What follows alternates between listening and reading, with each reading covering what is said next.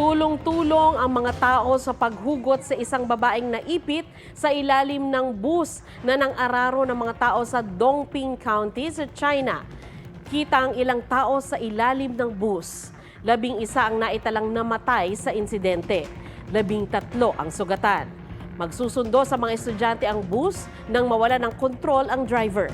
Hawak na siya ng pulisya.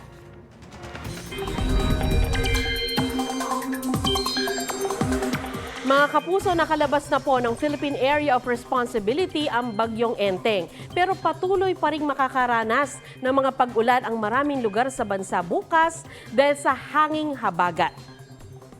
Sa datos ng Metro Weather, maulan pa rin sa Ilocos Provinces, Central at Southern Luzon.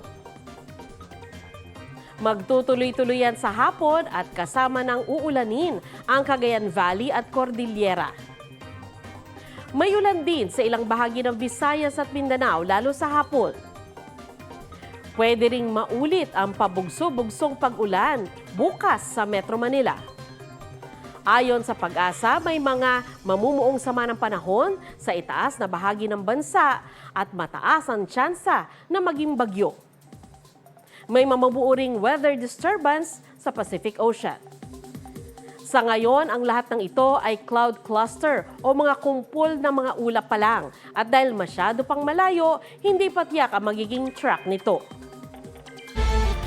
Aminado si Filipino Olympian and pole vaulter EJ Obiena na nadismaya siya sa 4th place finish niya sa Paris Olympics. Gayunman, pinagpapasalamat daw ni EJ ang mainit na suporta ng mga Pilipino at nangakong magpapagaling sa spine injury na inihanda niya o iniinda niya simula pa noong Abril. Habang pahinga sa laban, may meet and greet si EJ sa September 15 kasama ang iba pang world-class athletes. Pupunta rin sa bansa ang German girlfriend niyang si Caroline Joyu na isa ring atleta gaya niya. Excited na raw silang libutin ang Pilipinas. At sa tanong kung may proposal bang magaganap, I think we're still young and we're figuring things out. I think we're very serious naman po. Yeah, Okay. It's a very serious relationship. Yeah, she's really amazing and she makes me want to be a better person. Huwag magpahuli sa mga balitang dapat ninyong malaman. Mag-subscribe sa GMA Integrated News sa YouTube. Sa mga kapuso abroad, subaybayan nyo kami sa GMA Pinoy TV at sa www.gmanews.tv.